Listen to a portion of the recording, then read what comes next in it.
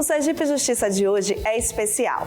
Vamos mostrar o que são as penas pecuniárias e como elas podem ser utilizadas em benefício da população. E os projetos sociais que aqui em Sergipe recebem valores oriundos destas prestações e como estas são destinadas. Fique conosco porque o Sergipe Justiça começou.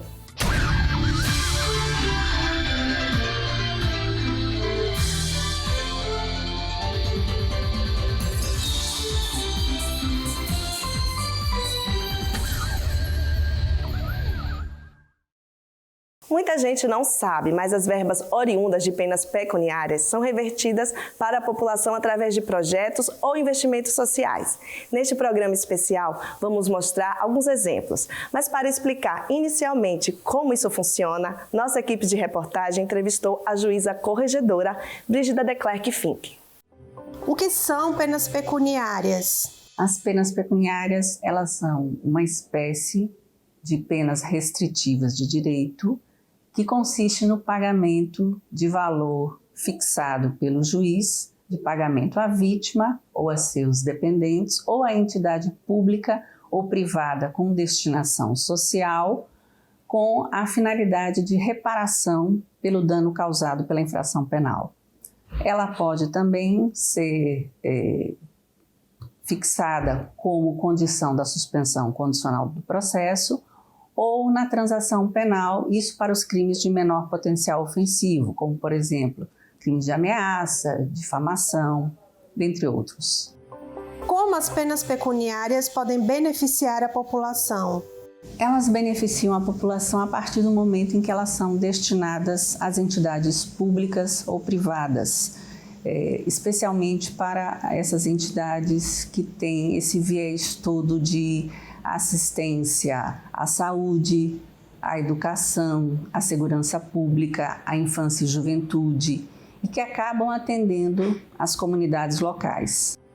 Regulamentação para o uso de penas pecuniárias. Desde o ano de 2007, o Tribunal de Justiça de Sergipe foi um dos pioneiros no Brasil porque ele já instituía uma vara única e exclusiva em Aracaju, que tinha por objetivo cadastrar as entidades públicas e privadas e firmar convênios justamente para que nós aplicássemos essas penas, transação penal, suspensão condicional do processo, para que nós conseguíssemos fazer já esse trabalho com as comunidades. Hoje, essa vara é a VEMPA, aqui em Aracaju. O CNJ, ele instituiu, então, ele quis uniformizar, ele instituiu o provimento 154 em 2012.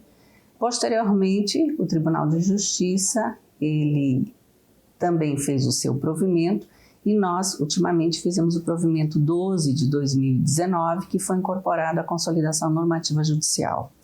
Ali, então, nós temos todo o regramento para a utilização desses valores provenientes das prestações pecuniárias, como, por exemplo, ali nós temos os editais, como os editais devem ser expedidos pelas unidades judiciárias, como as entidades que têm interesse, como a documentação que elas devem entregar, os projetos, como esses projetos eles devem vir para o judiciário, né? Toda a documentação, tudo isso é para dar mais transparência, para uniformizar o procedimento, e para que nós também tenhamos uma capacidade de fiscalização maior.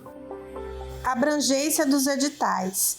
Os editais são expedidos pelo juízo da execução da comarca e eles beneficiam sempre aquelas instituições, entidades públicas ou privadas daquela comarca cuja unidade expediu o edital. Como, por exemplo, em Aracaju, a VEMPA, ela expede edital e ela irá verificar quais são as entidades que irão pleitear os recursos, mas serão sempre as unidades da comarca de Aracaju.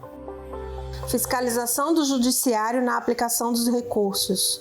O próprio provimento, ele prevê a prestação de contas, é uma série de itens que tem que ser fiscalizado. O juiz e o Ministério Público da própria unidade, eles fiscalizam tudo isso e os próprios órgãos controladores e fiscalizadores fazem toda essa fiscalização, inclusive a corregedoria. Então, sempre se observa durante todo o procedimento administrativo todos os princípios da administração pública, inclusive todos esses valores arrecadados e as entidades beneficiadas, tudo isso vai para o portal da transparência, que fica no site do Tribunal de Justiça, que pode ser acessado por qualquer um da população. Penas pecuniárias destinadas ao combate da Covid-19. Naquela época, o CNJ ele liberou para que os valores das prestações pecuniárias eles fossem utilizados ao combate à Covid-19. Nós reunimos todos os valores em uma conta única, gerida aqui pela Corregedoria, e ali nós arrecadamos em torno de 7 milhões de reais, e esses valores todos foram destinados para a compra de insumos e equipamentos no combate à Covid. Foram beneficiados cerca de 8 instituições à época, né? E num primeiro momento os recursos propiciaram a aquisição de insumos que fizeram com que muitos pacientes, né, fossem admitidos nos hospitais. Só que aqueles valores e toda aquela iniciativa acabou deixando um grande legado para a população sergipana, porque não foram só insumos, nós adquirimos também equipamentos duráveis que estão sendo utilizados até hoje, como por exemplo, o Parque Tecnológico do Hospital Cirurgia, que continua a ser utilizado hoje, os leitos da atual maternidade de Aracaju, que são provenientes do hospital de campanha, que foi erguido no campo do Sergipe e que estão sendo utilizados hoje. Então, isso é uma demonstração de que aqueles valores, eles foram utilizados naquele momento tão importante e continuam a ser utilizados para a população. Valores destinados em 2022.